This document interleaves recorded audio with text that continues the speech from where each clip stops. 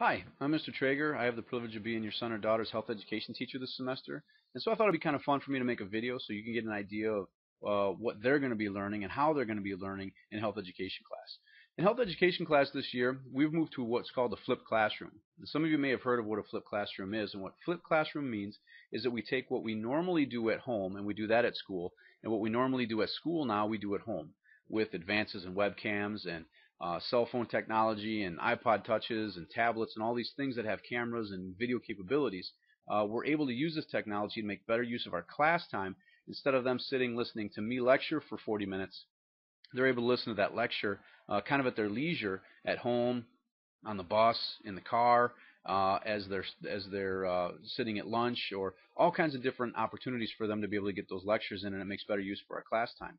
Now, you may ask, why move to a flipped classroom? Well, I'm sure some of us have been caught in this trap The before. tariff bill, the Hawley-Smoot Tariff Act, which anyone raised or lowered, raised tariffs in an effort to collect more revenue for the federal government.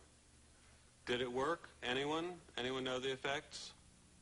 It did not work, and the United States sank. How many of you remember being in a classroom like that? I know I do. Now, one of the reasons why we flipped to a classroom model, or why I decided to flip to a classroom model, is that students learn at different speeds. We have students from a lot of different backgrounds, a lot of different language barriers, and this allows students to take me and pause it or stop it at different times until they can understand the material. If they're taking notes and they didn't get something, they can stop the video, they can rewind it, they can rewatch it. And so for students who need that little extra time, it gives them that. For students who can move a lot quicker through the information, it allows them to do that as well. The second thing that it allows is for more application and higher level thinking in the classroom.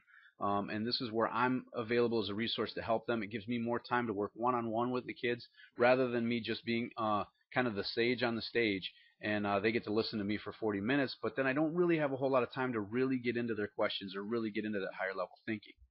And then lastly, it allows for easier makeup opportunities. I know kids are busy. They're in sports, they're in clubs, they're in activities. You deal with maybe students who are sick, maybe even a family vacation. And what this does is it allows them to be able to make up the work at their own pace. They're not tied to my lecture. They're not tied to just copying somebody's notes. They can actually watch the video just like they were in class, be able to take the notes, be able to understand exactly what it is they're writing down without having to worry about maybe just writing some information down and not really understanding fully what it is. Now, how does this all work? What are kids doing? How does this all fit into the big picture? Well, first of all, I've put together a website that has everything on it that the kids need. They just need to go to one place, and all the stuff that they need is in that one place. And that website is called www.traeger.blogspot.com. And I'm going to take you there, and we're going to show you what the website looks like and some of the features of the website. So here we are on my health class website. And you'll see all these tabs at the top: class vodcasts and note pages, quizzes, websites, more information on the flipped classroom. There's all kinds of different information that's on this particular website. Well, what the students can do is first go to the note pages tab before they ever watch a vodcast. And what they'll see is basically just a simple list of the notes that they need to take based on the vodcast that we're going to be doing for that particular class period. So in this case, they'd be taking notes 1.1 on wellness. All right, so all they would do is click that, and then they can download that note page and print it off at home. They can print it off at school. I usually have a copy of these notes in my classroom. If a student doesn't have a printer at home, they can always grab those notes and take them home with them. After they have the note page printed, then they go to the class vodcast tab.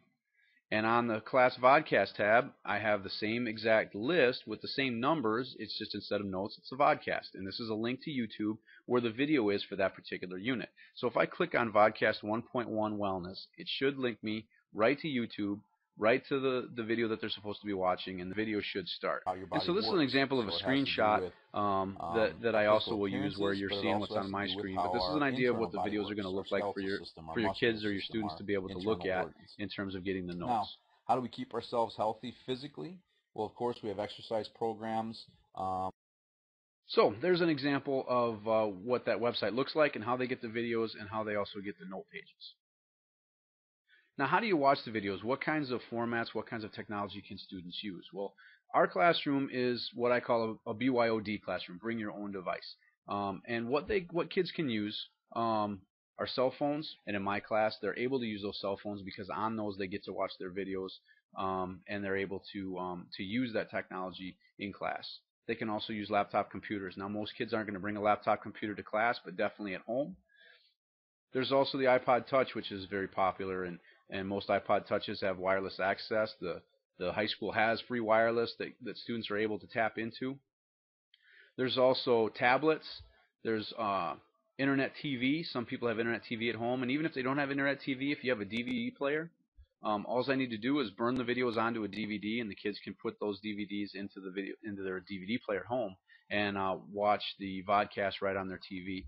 They also can take the vodcast and put them on a flash drive. I'm working on getting the videos uploaded to a student account here at school, so that they'll be able to go in and pull the videos that they need. And that way, if they don't have internet access at home, they have it on their flash drive. They can put it in any computer and be able to watch those vodcasts. So what kinds of things are your students going to be learning in health class? And I've composed a list of our major units of study. We have wellness. We have emotional management, where we learn about controlling our emotions and dealing with our emotions in healthy ways. Depression and suicide and resiliency. How do we deal with depression? How do we deal with suicidal thoughts? How do we help people who might be dealing with some of these emotions or some of these thoughts?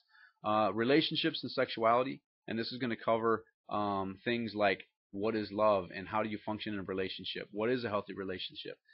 In the sexuality unit, we're going to be covering things like human growth and development, teen pregnancy. We talk about contraception. We talk about sexually transmitted infections, including HIV and AIDS. And everything is basically funneled through the concept of abstinence being the best choice for teens. And then we talk about addictions and addictive substances and how that impacts not only themselves but the family. And then nutrition.